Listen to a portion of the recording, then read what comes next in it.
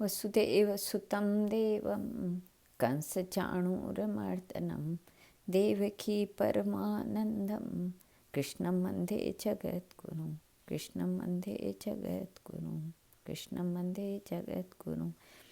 पांचाल नरेश महाराज सिंह केतु आखेट के लिए निकले थे। अनेक निपुण शिकारी संमत एवं सैनिक साथ थे। महाराज ने अश्व बढ़ाया, सब के सब पीछे छूट गए। केवल उनके साथ तरुण भील चंड आड़े टेढ़े मार्गों से दौड़ता हुआ पहुंच सका। आज भी जंगली भील केवल लाठी से चीते और बाघ को मार डालते हैं। चंड अदा आखेट में महाराज के साथ रहता था सदा। महाराज उसके समीप रहने से निरापद रहते थे। अधिक समीप होने के कारण चंड महाराज से बहुत निसंकोच हो गया था। महाराज अश्व बढ़ा जा रहा था। अरण्य के पथ से परिचित चंड ने देखा कि आगे आकर अश्व को लंबा चक्कर लेकर मुड़ना होगा। उसने सीधा मार्ग पकड़ा, झाड़ियों में होकर आगे बढ़ने लगा। एक टूटा फूटा शिव मंदिर था उस वन में। मंदिर में भगवान शंकर की बड़ी सुंदर लिंग मूर्ति थी। चंड ने अनेकों बार उस मंदिर को देखा था। अनेकों बार छिपकर पशुओं का आखेट करने के लिए उसने मंदिर के टूटे कोने का आश्रय लिया था। आज उसके पूर्व पुण्यों का उदय हुआ था। भगवान आशुतोष ने उस पर कृपा की थी। मंदिर के समीप से निकलते समय उसके मन में विचार उठा, यहाँ वन में भगवान की कोई पूजा नहीं करता। वन पशु मंदिर में आकर उन्हें कष्ट देते होंगे।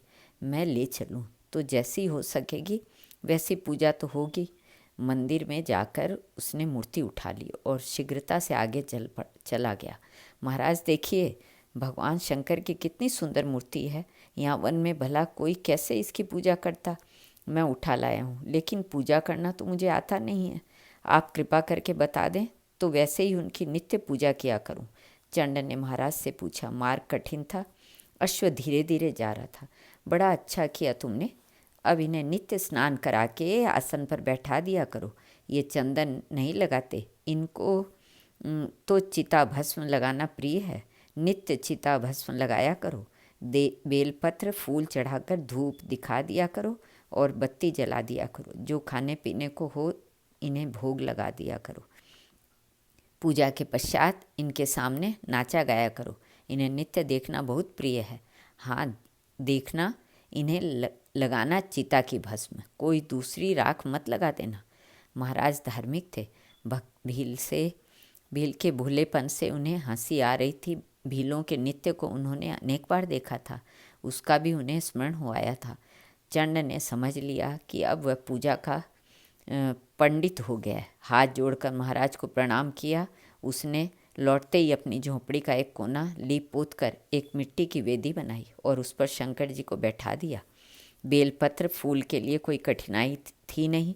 शमशान से जाकर एक दिन एक गठड़ी चिता भस्म ले आता तो वह कई सप्ताह चलती थी। उसकी पूजा नियमित चलने लगी। ठीक प्रातः स्नान करके पूजा में जुट जाता। आंधी आए या पत्थर पड़े, मंत्री बुलाए या राजा, अपनी पूजा किए बिना वह कहीं नहीं जाता। पत्नी को उसने समझा रखा था कि यदि वह किसी दिन घर न रहे तो शंकर जी की पूजा विधि पूर्वक अवश्य हो।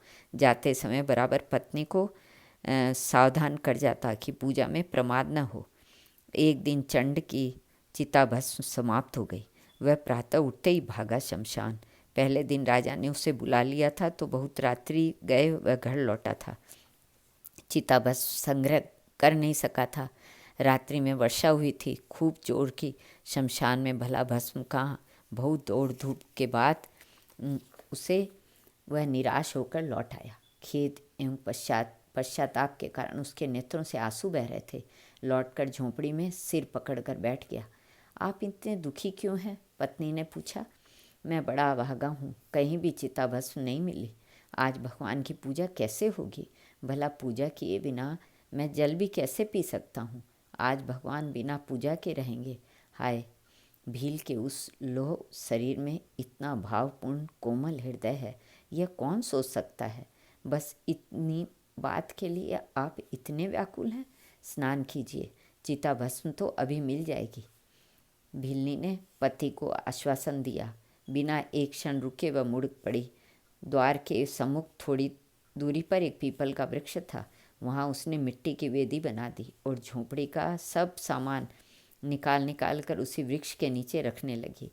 तुम ये सब क्या कर रही हो? हक्का बक्का भील पत्नी की ओर देख रहा था। वह कुछ भी समझ नहीं सका। आप शीघ्र स्नान करके भगवान को पीपल के नीचे वेदी पर बैठा दें। झोंपड़ी तो दूसरी दूसरी आप आज संध्या तक बना ही लेंगे। इसमें अग्नि लगाकर मैं जल जाती हूँ। भगवान की पूजा के लिए बहुत दिनों को चिता भस्म हो जाती है।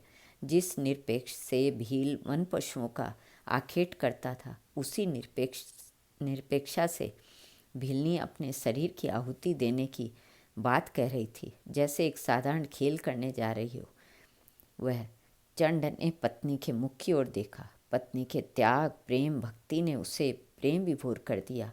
भरे कंठ से उसने कहा, शरीर ही सुख, धर्म और पुण्य का कारण है। तुम अपने शरीर को मत जलाओ। मेरे मालिक, एक दिन तो मैं मरूंगी ही। मेरा शरीर भगवान की सेवा में लगे, इससे बड़ा पुण्य और क्या होगा। मैं बड़ी भाग्यवती हूँ कि मेरा शरीर भगवान की पूजा में लगेगा। मुझे रोको मत, आज्ञा दो। भिल्ली ने पति के पैरों पर सिर रखा।